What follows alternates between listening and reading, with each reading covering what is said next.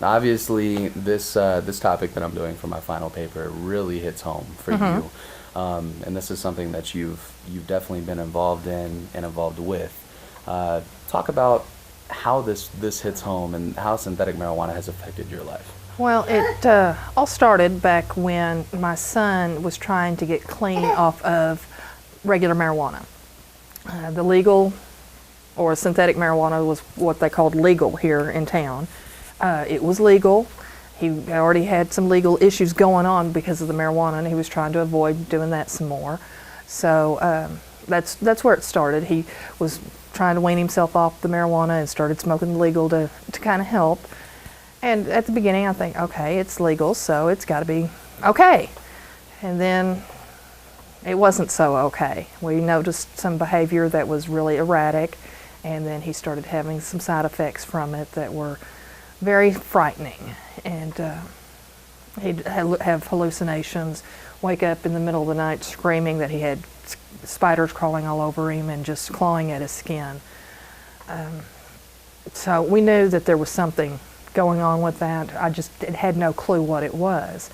And then I started my freshman year at LCU, and my English teacher challenged us to come up with something for civic responsibility. That was her theme for the semester, was civic responsibility. And I had always thought with this synthetic marijuana, because I'd started doing some research into it, that somebody needed to do something. Somebody needed to do something. Somebody needed to do something. And then one day in class we were talking about it, and it kind of hit me that I was somebody. So that's why I started trying to do something. Synthetic marijuana is one of the most horrific substances to have hit the streets since the early 60s, when LSD and PCP first arrived.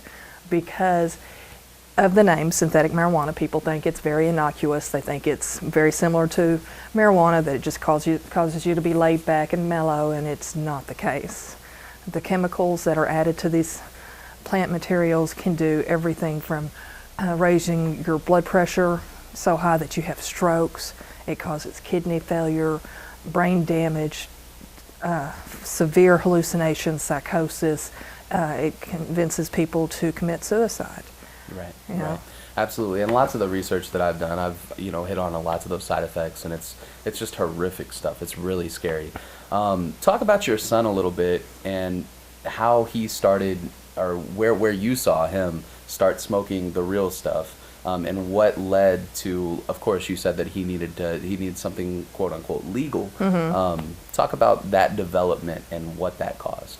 Well, when he originally started smoking marijuana, it was an experimental thing, a rebellion thing. He was 15 and decided he was old enough and big enough and bad enough, and things really spiraled out of control here at home. And when we refused to let him continue to stay here once he turned 17, as long as he was using, we had hoped that that would cause him to stop using. But by that time he was already addicted, and I know they say marijuana is not addictive, but it may not be physically or chemically addictive, but it is very emotionally addictive. Absolutely. So by that time he was already completely and totally addicted, and he could argue with you until the cows came home over why marijuana should be legalized. And he has very valid arguments. What were his arguments? Well, marijuana was originally banned or outlawed because of the cotton industry and the lumber industry. It was breaking into their profit margins because the plant itself, it is so versatile and can be used to make lumber, and it can be used to make clothing with the hemp, and it can be used for ropes and all sorts of things that we use in everyday life. It can be used for. It also has the little privilege of being smoked and having the psychological benefits to it, which is one of the reasons why they kept saying that's why they were banning it or outlawing it. It really came down to more of a political move, but to protect the lumber and the logging and the cotton industry. So how did the downward spiral start with him once he started smoking the synthetics? Would you say that it was evident to you the differences between the real stuff extremely and the fake evident. stuff? He had cut down quite a bit on the marijuana, and was just smoking the legal every once in a while, once or twice a week when he first started. And he had, all of a sudden, when he stopped smoking the marijuana, he had goals again. He had dreams again. He'd gotten his GED within just a matter of a couple of weeks. Decided he was getting his GED, was prepared and took it, and scored high enough that they were sending him letters wanting him to go to college because he had scored so high on the GED that it was just unusual for people to score that high.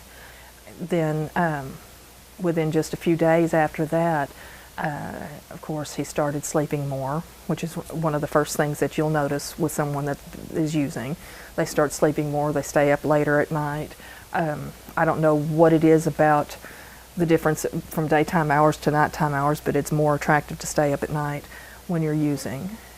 And just the horrendous side effects, the extreme vomiting. He would do that, and then of course there were the hallucinations and the night terrors, and one minute he would be hot and sweating, and the next minute he was so cold he would be shivering. And that's when I started doing research. That was because this substance is so effective and so potent, but it lasts such a short time that after they've used it 2 or 3 times and become chemically dependent on it, within 15 minutes of their last usage, they've already started going through withdrawals. Right. And the withdrawals are horrendous. They are, I've used that word a lot, but there's not any better description for it. It's just horrendous. Yeah, absolutely. With obviously all the side effects and everything that happened, how did you go about getting help for him? And once you started recognizing that this isn't the same stuff that we've been dealing with before. Right. When I first started recognizing it, I took a route that I probably should not have taken because it was not beneficial to an addict or to the family of an addict. I had the simplified idea that if I could get it out of Lubbock, if I could get it off the streets, he'd be okay. So that's what I started doing. I tried to get it banned. And it's a lot more complicated than I ever originally thought it would be. Absolutely. I mean, I thought it would be just a simple matter of going in front of the city council and them saying, yeah, that's really bad stuff. We'll take it off the streets. So what was that whole process? What did you have to do? Oh, it was... I know that's a lot. Yeah. Well, originally I had to take it to the city council. Most of them had never even heard of it. They had no idea of what it was. They had no idea that it was being sold so openly in the city of Lubbock. And it really shocked them. Right. And then, of course, I had to get them more information. They had to start researching it and delving into the legal aspects of it. And what I had wanted was a blanket ban that just banned all substances that emulated, simulated, or mimicked an illegal narcotic in any way.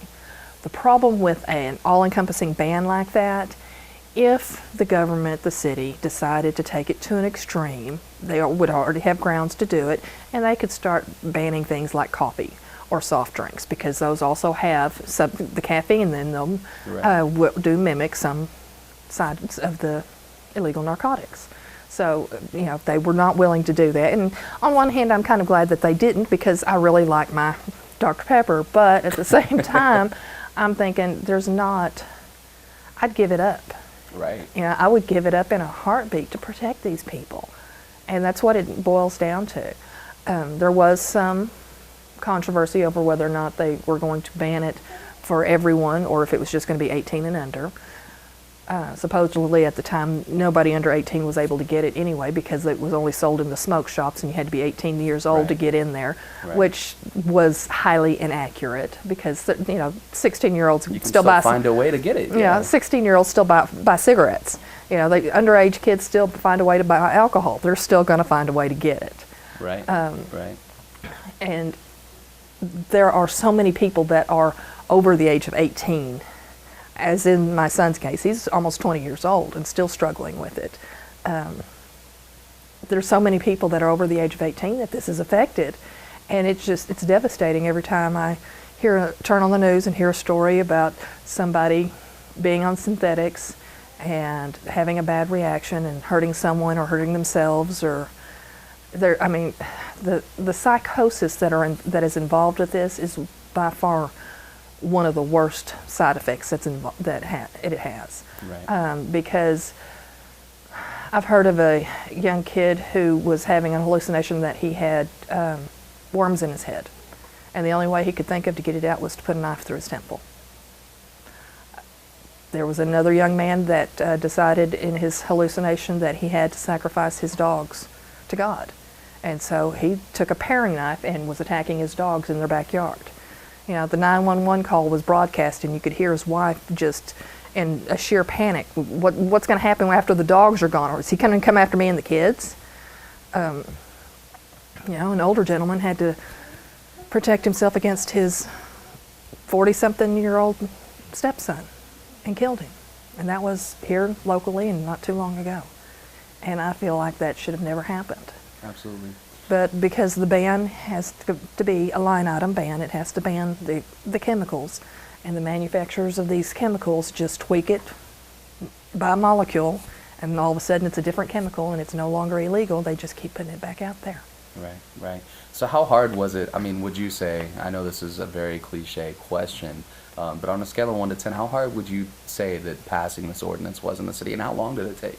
It only took about 5 months to actually, from the time I started to the time we got the final vote done. Still 5 months is a lot longer than you anticipated, I'm sure. And you know, every time I'd go in front of the city council,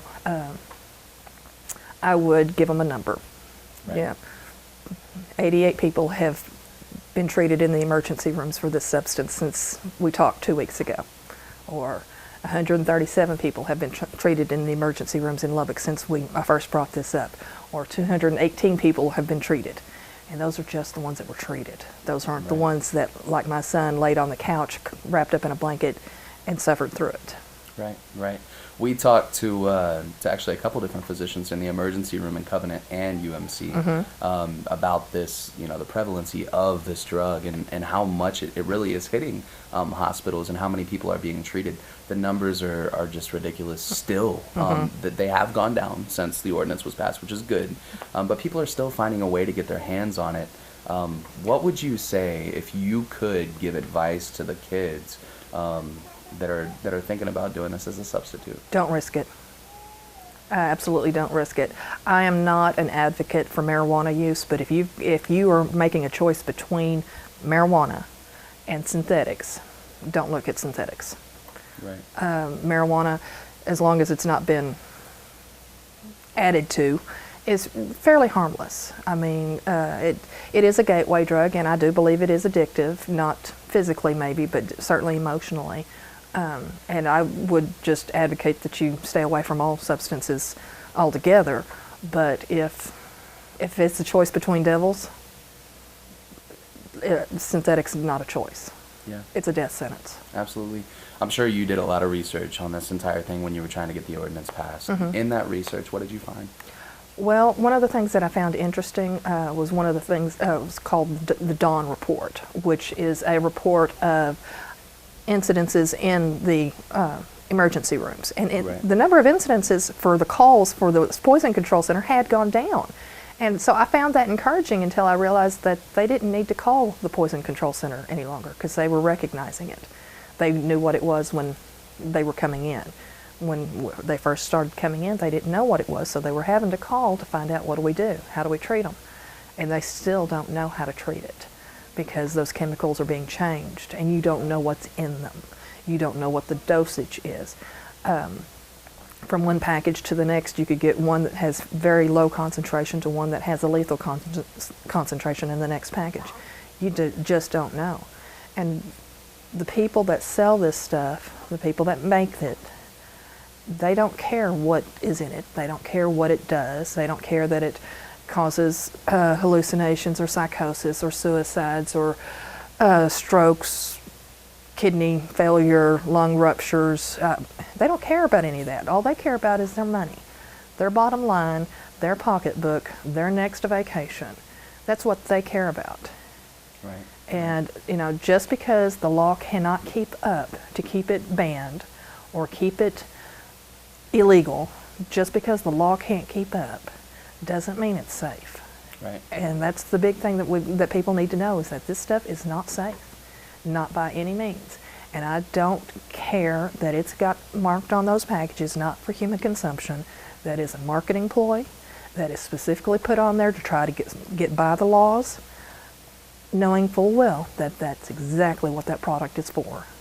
Absolutely. I talked to 2 district judges as well. Judge Crowder, who I'm sure you were in contact with during this entire process. He said that like you touched on, the hardest part of this entire process is the fact that the people building are making these drugs. They can change one little chemical and somehow legalize it. So they're just constantly in a foot chase, finding the molecules that actually are under this category of a synthetic drug. What advice would you give to, I know this is a very far-reaching question, but what advice would you give to the courtroom in order for them to help them with finding the right chemicals for this drug? Well, there's really not any advice that can be given. Right. As far as the legal aspect of it continues. We have, there's been an issue because of the way the state is. The laws are written with the state. Everything has to be tested through the DPS. There are no independent labs that can be utilized. I would like to see that changed. Right. If we opened up the independent labs to where they can test these substances, we can get more cases in through the court system and actually get some convictions happening, to where maybe it'll slow the stem down from the manufacturers and the suppliers. Not necessarily the users as much as I'm targeting the store owners that are, they're putting it out there on their shelves knowing full well what people are using it for and knowing what it does and not caring. Right. I want to hold those people accountable. I want to hold accountable the people that actually chemically design it. I want to hold accountable to the people that are actually making the stuff. Those are the people I want to hold accountable. And until we can open up that area to where we can use independent labs, we're still going to be bogged down. It's always going to be a low priority, because it's just the way the world works. The more dramatic the crime, the higher priority it has. Just like a murder is higher priority than a burglary. The murder is going to be higher priority than testing a bag of synthetic marijuana to see what it's in it and whether or not it's a banned substance. Right. That's just the way the world works. I don't disagree with that, because I'm right there with them saying that murder is a higher priority. However, I've seen firsthand that this stuff destroys people. It destroys lives. It destroys families. And there's got to be a way. I just haven't found it yet. Absolutely, absolutely. And we're here right now today with Gina Johnson, who's a mother of someone who has abused synthetic drugs, and we're talking about synthetic drugs in courtrooms today and how she's gone about helping keep synthetic pot out of the city of Lubbock. Let's talk about just a little bit briefly about what happened afterwards. What happened after this ordinance was passed? How gratifying was it once this ordinance was passed in the city of Lubbock? It was an amazing feeling. It really was. I knew it was going to happen, and I was prepared for it, and we were excited. And when it finally happened, I was just so overwhelmed with the feelings that I was having, thinking, okay, we've made a step forward. We're getting somewhere. Unfortunately, the realism set in very quickly thereafter, because by the time they had banned the chemicals, China was already shipping in new chemicals. It didn't last but a couple of weeks before we started seeing chemicals that were not banned. So it's very frustrating when that. How did you feel? When that happens? Devastated. Absolutely devastated. And then, a few weeks after that, I lost my mother, and it took the fight out of me. And then a few months after that, a friend of mine had a family member die because of it, and I got angry. I got very, very angry, because it didn't have to happen.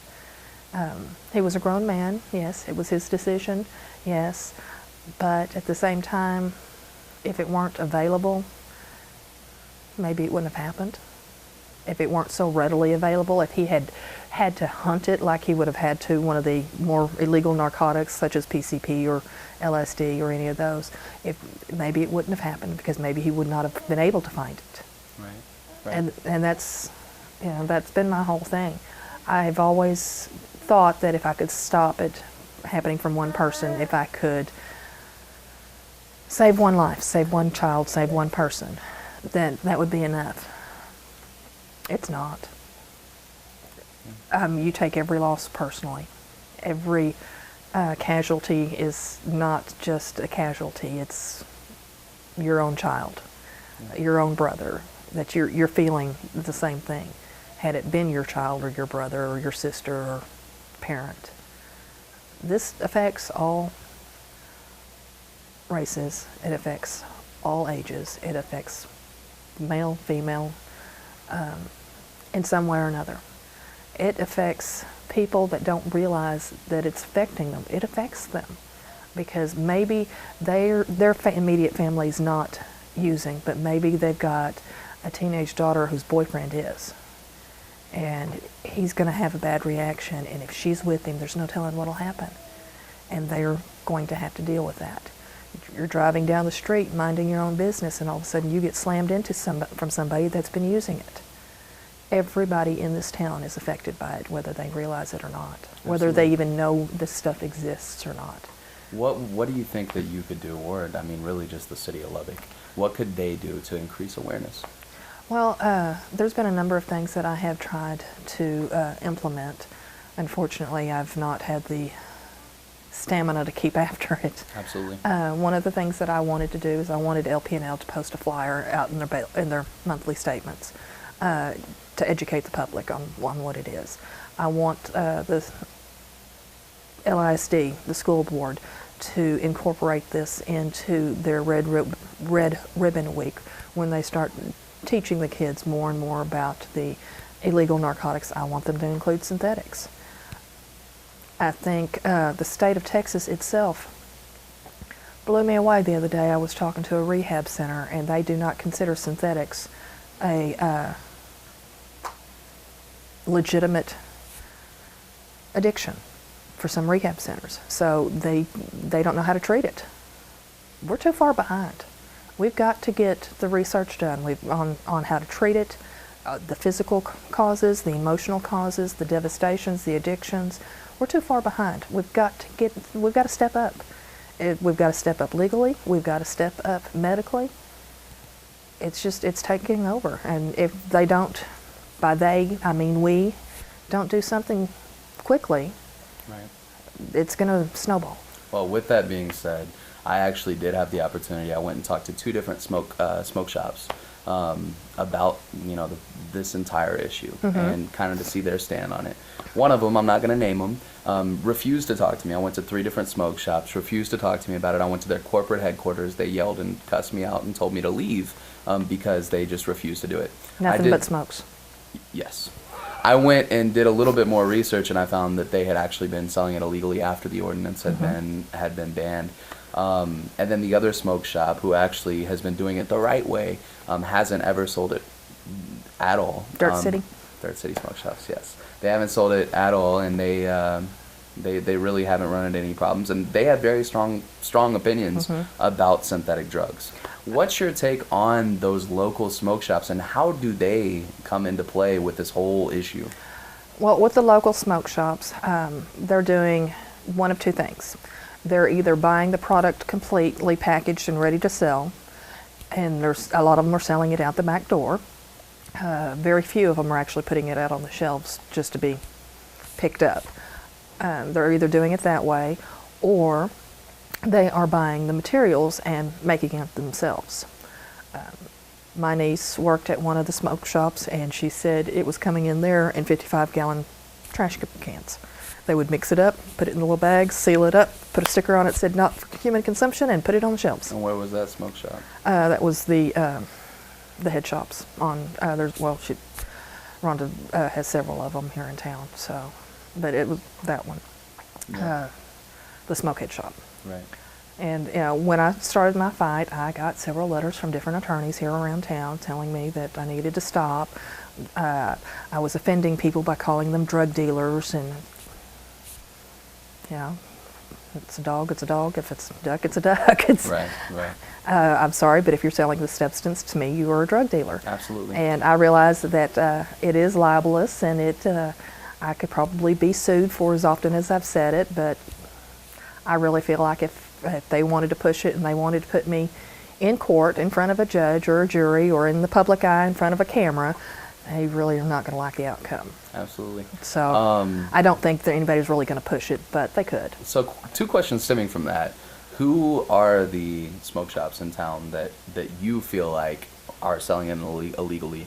And 2, which attorneys were the ones that came after you? I don't remember the attorneys' names, and they really didn't come after me as much as they sent me a warning letter that if I continued that they might take action. Okay. One of the letters, when I first got it, I read it and I read it and I read it, and had a friend of mine read it, and then I had my husband read it, and everybody's like, basically, I think what this letter is telling me is that this person has an attorney. Did you ever receive a formal cease and desist order? No, I never received a formal cease and desist order or even a formal request for a cease and desist. It was, basically, stop calling us names, and I'm thinking, keep selling it, and I'm going to be protesting in front of your house. Let your neighbors know what you're doing. And see, that one after my protest, that was the first letter I got, was because she felt like she was being singled out. Well, she wasn't being singled out. Her shop just happened to be on the busiest street, the busiest time of the year, in front of the mall. Right, that's just Did you kind ever feel of... bullied in the process at all? During that protest, we certainly did. During that time, she actually had one of her employees come out wearing a sign offering free samples to anybody that would come in. Unfortunately, the only one that took her up on it was my son, because he was in full-blown usage at that time. He supported me. The whole time he supported me. He thought it was wonderful that I was trying to get it off, but it wasn't going to slow him down in the slightest. So let's talk about that. And I know this is probably the most sensitive part of the whole subject. With your son, while this entire thing was playing out, what was his feelings on it? And stemming from as soon as this ordinance was passed, what happened with him? He varied a lot of times. Right. He would tell me that he supported me because he knew that this is something I was passionate about, and I thought it was right. He supported me doing something, but at the same time, he would tell me things like, "Mom, you're going to cost somebody their job. You're going to cost people their work. They're not going to be able to feed their families because of you." And my response to that was, they can get a different job. There are lots of stores in this town that would take a good clerk. So, I'm sorry, but that's not a legitimate excuse to me. He continued using. He was actually one of my sources on where I was finding out where it was being sold and how they were getting it, because obviously you can't just walk into the smoke shop and say you wanted synthetic marijuana or you wanted some legal or potpourri or incense any longer, because those names are associated with this type of product and they're not selling it out in the open. But if you know the name of the product itself, if you go in there and ask for a Baraboo shot, they know what you're talking about and they'll sell it to you. Yeah. So that's how he was getting it, and by that point he was a full-blown addict, and he was doing everything that a typical addict does to supply their need, and he was stealing. He stole from us thousands and thousands of dollars of just items that he was taking and hawking or selling at the gold stores, or and then actually cash. At one point he had stolen my debit card, and he was smart about it because he was only taking $40 or $50 at a time, so I wasn't really noticing it because my husband goes and gets $40 or $50 at a time. Right. And he'd put my card back, so I never noticed it was missing. But by the time it was all said and done with, he'd taken about $2,000 in a period of a month. When would he steal your card? I guess in the middle of the night. I really haven't asked him when he was managing to get a hold of it, but since then he's no longer allowed to be here. He's been in rehab, and he's been into sober living environments, and he's been out on the streets. Right now he is in a motel waiting for a bed to open up in a rehab because he wants to go back. It's just an ongoing battle for him. One of the biggest things is that most of the rehab centers that we have locally teach them how to get sober, but they don't teach them how to stay sober. And that's a real need that we have here, is for people to learn how to stay sober once they make that decision to get there. How many times, if at all, has he relapsed? Let's see. After the first time he went into rehab in July, he relapsed. He had 85 days clean, and then he relapsed in October. He went back into rehab almost immediately. He was there for 2 weeks, decided he learned everything that they could teach him, and left. We got him into a sober living environment, and as soon as he was in that sober living environment, he relapsed. And because it is one of those substances that cannot be tested for easily, they never called him on it. And then he's been in a full-blown relapse up until about a week ago, since then. So how much in contact are you with him, and through this entire process? It's a daily contact. Though he's not living here and I don't see him on a daily basis, he's either texting me or calling me. At one point I had turned off his phone so that I was refusing to support him in any form or fashion. He wasn't going to get anything from me. And then we had that first real bad freeze and snowstorm, and we just could not bear the thought of him sleeping in the park anymore. So we put him in a motel, and he's gone the routes of all the cheap motels in town. Yeah. So, what do you think the future holds for your son? As a mother, what do you think, honestly and genuinely, in your heart? I would like to think that he could go into complete recovery. And Stephen is one of those kids that he could rebound. And if he got full recovery and was able to stick with it, there's not anything that he couldn't do. Now, there are a few things he can't do because of his legal standing now with a Class B misdemeanor. There's a few things that they won't let you do anymore. But it's going to be a daily battle for him for the rest of his life with his addictions. And it's going to be a struggle, and I understand that sometimes he'll fall. I'm just hoping that they'll become fewer and fewer in between. Are you going to be there for him through everything? I'll be there. I'm not going anywhere. I may not be involved in his day-to-day life, because if he starts using and he goes down, I can't watch it. I can't be a part of it. But anytime that he's sober, he knows where we're at. He knows how to contact us, and he knows that we'll be there for him. How often do you think about him every day? Oh, constantly. I mean, when you're a mom, the first thing that happens when you wake up is you start thinking about your kids, right, and where they're at and what they're doing and what they need and what they should be doing and what they don't need. And depending on whether they're Asher's age at 18 months, and you're thinking, okay, he needs his breakfast, he needs a bath, he needs to be changed, he's got to get dressed. Then we've got playtime, and to where they're my daughter's age at 17 and a junior at Monterey, it's okay, she's got to get to class, she's got tutoring for this class, she's got a test that she's got to retake for that test. I mean, when you're a mom, it's all day, every day. You just go down the list constantly in the back of your head with all of your kids. Absolutely. Do you think at any point, once he gets clean, will he be welcome back in your house? And what do you think the future holds for the two of you if he does get clean, if he does go down that route? If he becomes clean and stays clean, he will be welcome to come home. I don't think it's actually a realistic option for him, because this is a place that he was very comfortable using, even though it was very distressing to us and that caused major fights and all sorts of trauma and drama. I don't think it realistically, I mean, he'll be welcome to visit, but I don't think he'll ever live here again. Absolutely. I just don't think it's realistic to expect him to put himself into a position to where he's going to start, having memories of doing those things in this house, in that room, in that space, pulling at him constantly. Yeah, absolutely. Here's one of the harder questions probably to answer. Why, and I'm sure there's no way for you to get into his brain, why do you think that he started using just marijuana in the first place? Stephen is bipolar.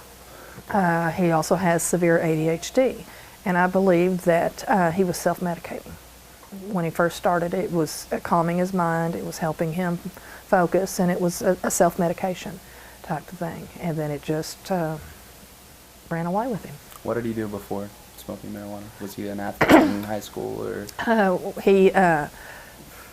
what was his passion?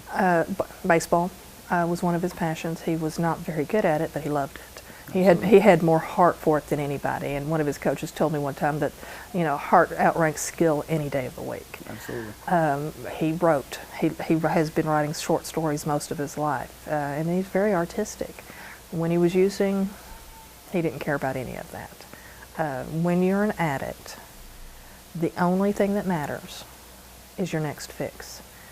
And as a parent, knowing that his next fix is more important than I am to him, more important than my feelings are, that can be very devastating.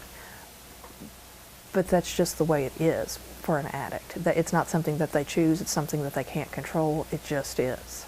Right. And that's very painful. And it's unfortunate, but that's part of the disease. Absolutely. Well, you're a celebrity to me, and for a lot of people in Lubbock, I'm sure that you've gotten a lot of praise for this entire process and everything that's going on. Here with Gina Johnson, and guys, kids, please, out there, please, just if you're thinking about doing anything involving synthetic drugs, please contact Gina, and please just know what you're doing to yourself. It's long-term, it's short-term, and really it can affect your entire life. And one time is all it takes. If it doesn't get you the first time, it will the second. Absolutely. Sean Pfeiffer, Fox News.